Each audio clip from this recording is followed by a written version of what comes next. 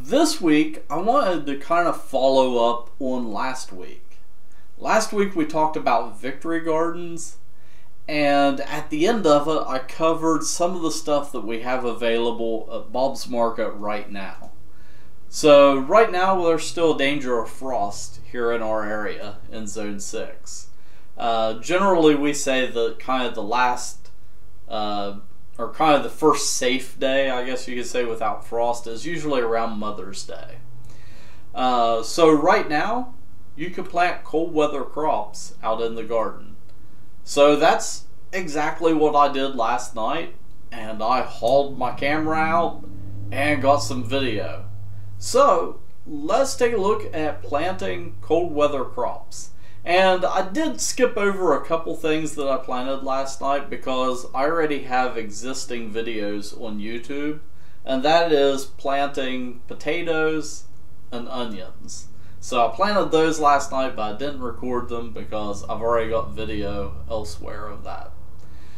So let's check that out, and of course while the video is playing, I'll be keeping an eye over on my other computer at the comments. So if you have any questions about what I'm doing or anything like that, type it up in the comments and then we can address those at the end. And in general, if you have any gardening questions as it relates to gardening right now, feel free to type them over in the comments. And well, let's take a look at early spring gardening.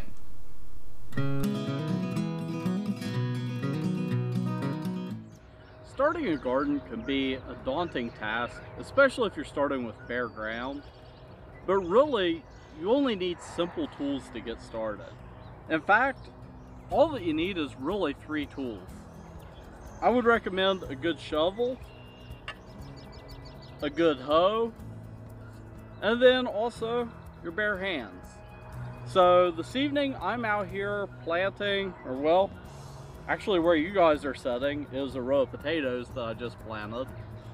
I'm getting ready to plant the rest of this row in kale, and over in the next row right here I'm going to be planting onions. Now I've covered planting onions and potatoes in previous videos, but I thought I would show you how I plant stuff that's already started, like this kale. Because what I like to do is I make a trench with my hoe, just a simple row, and then that lets me kind of figure out the placing. And then once I get the plants in place, then it's just a matter of going along and covering them up. So it's really simple, and you don't really even need a trowel like to dig little holes with. So this method works great for pretty much anything that you buy at our markets in a flat. So let's take a look at how we plant those. Alright, now that I've spaced these out where I want them to go, it's just a matter of grabbing some dirt and plopping them in the ground.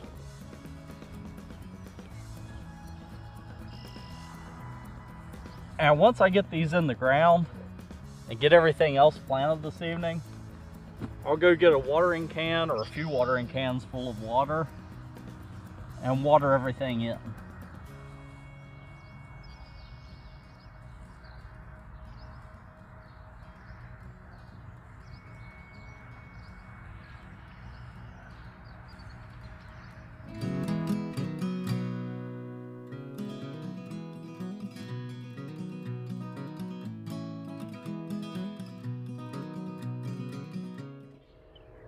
Alright, so I did some time-lapse video of me making the hill and planting the onions.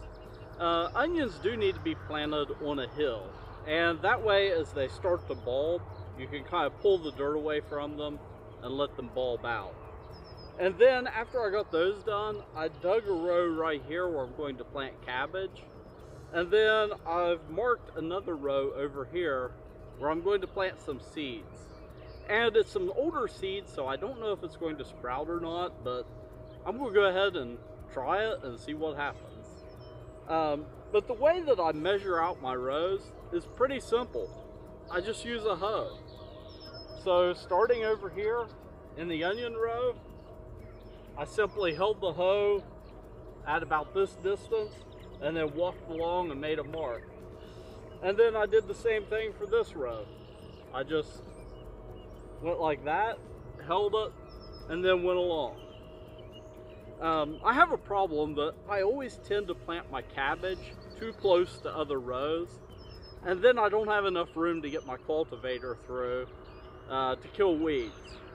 And then that always results in a lot of work, because then I have to go through with a hoe to weed instead of just running my tiller through really quickly. So by spacing out the rows a little bit more, I'm losing a little bit of space, but it's going to save me a lot of headaches later on when it's really hot in the summer. But again, if you don't have a rototiller and you've got a smaller garden patch, because I'm going to be growing a lot that I'm going to be canning and freezing this fall. But if you've got a smaller garden patch, a hoe is a perfect tool to get in and weed and do all that. It's kind of the Swiss Army knife of the garden.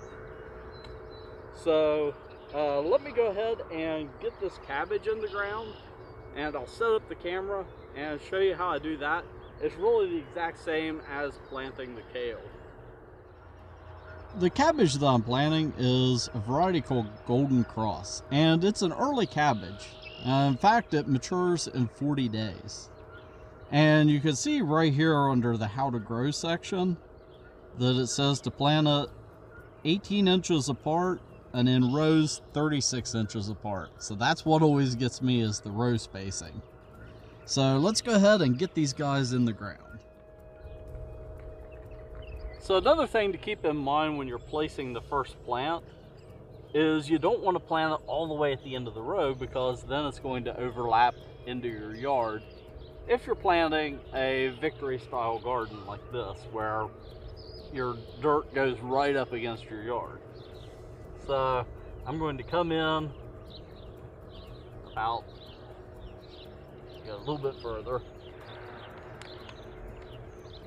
and then we want to go about 18 inches, which is about like that. I'm just sort of eyeballing it.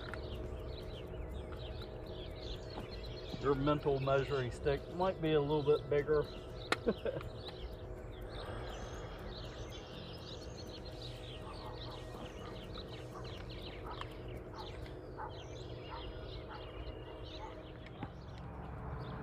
Alrighty, now it's just a matter of going in and once again covering these up. Now where these are spaced a little bit further apart, I'm going to have this space in between. So what I'll do is, after I get these covered, I'll go back and kind of smooth this area over just so it looks a bit neater.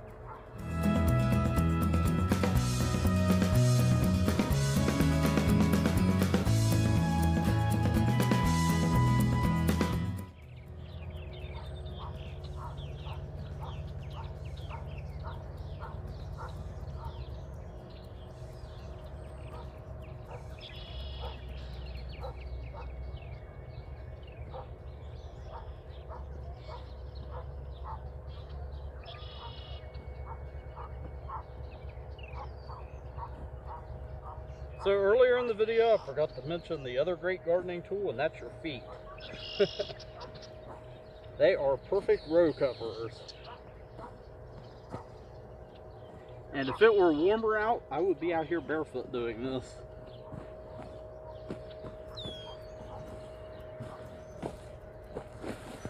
Because hey, I am a West Virginian.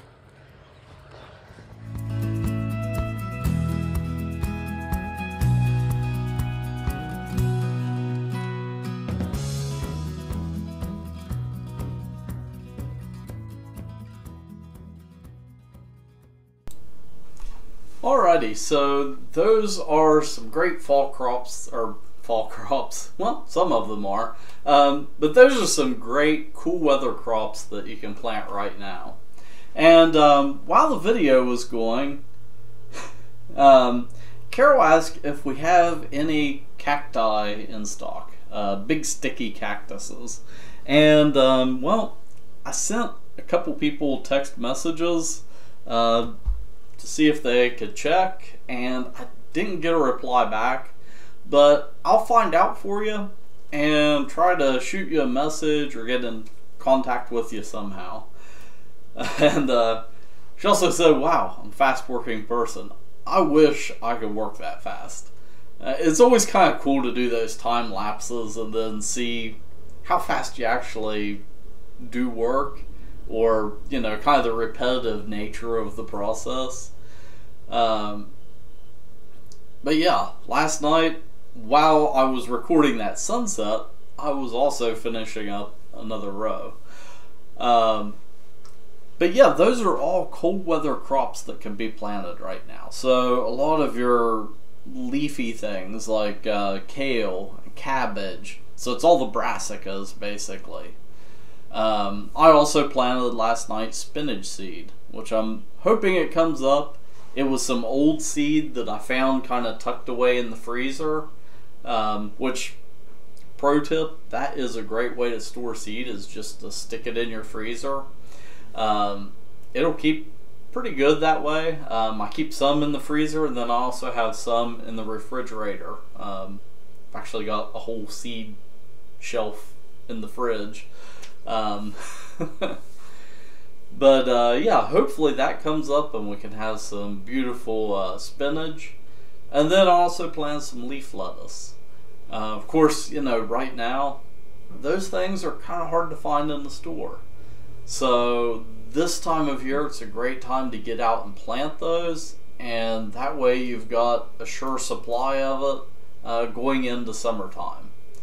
So of course the leaf lettuce, once it gets warmer out, it'll bolt and, you know, produce a bloom, and then it starts producing latex and its sap and it gets bitter. So at that time I'll cut that stuff down, till up that area, and plant something else. You know, pop some peppers in where it was, or some tomato plants, or something like that.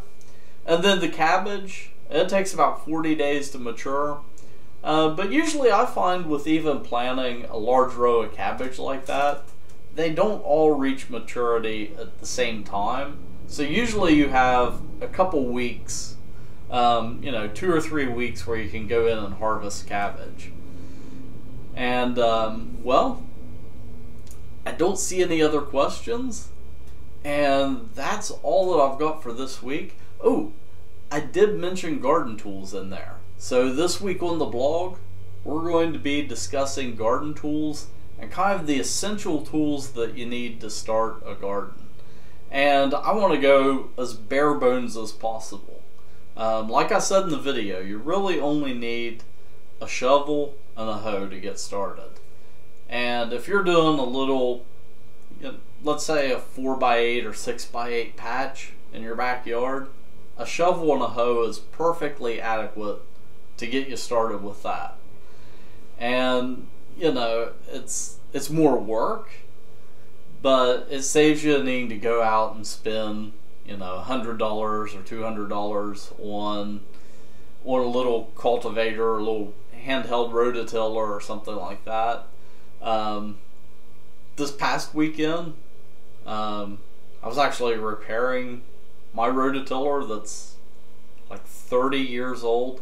Grandpa bought it when I was like, it kind of depends, but I think I was around 3 or 4 when we got it. So I guess it's around 35 years old. Ugh, I just kind of aged myself. But yeah, the motor died on it. But it just so happens that, like, the cheap $100 motor from Harbor Freight will bolt right onto that thing and work perfectly. So it's actually on its 3rd motor now. But yeah, again, I'm starting to ramble. And well, until next time, keep growing.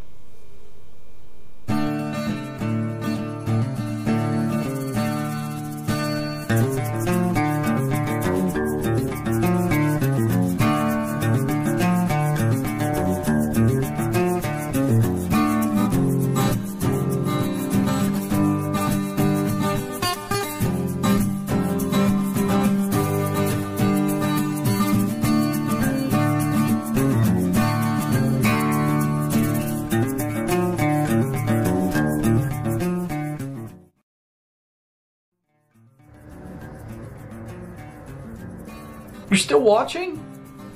I'm done. Well, since you're still here, head over to bobsmarket.com and check out our website. We've got some really cool stuff over there, like the Keep Growing podcast. And if you're watching this on YouTube, go ahead and subscribe, smash that notification bell, and all that stuff. And yeah, I'll see you next time. Bye.